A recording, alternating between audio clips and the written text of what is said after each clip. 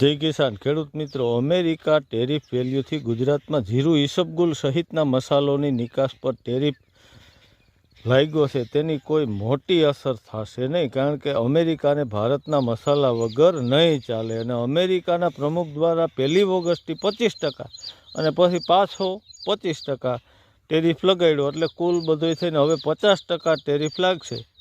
અને આની જે ગુજરાતના મસાલા નિકાસ જે છે એના ઉપર અસર પડશે એવા સંજોગ દેખાય છે. પણ નિકાસકારોનું એવું કહેવું છે કે આનાથી કોઈ મોટી અસર નહીં થાય, પરંતુ જે ટેરિફની હિસાબે 10 કે 20%ના નિકાસમાં ઘટાડો થઈ શકે.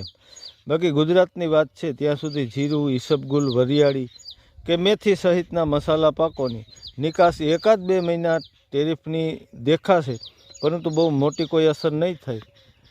આના કારણથી ખેડૂતોને કે બીજા કોઈને ગભરાવાની જરૂર નથી, કારણ કે અમેરિકાથી જે ભારતીય જીરું જે છે એ $3000 નિકાસ થતું હતું, અને હવે તેના ઉપર 50% ટેરિફની હિસાબે 4500માં એ નિકાસ થાય.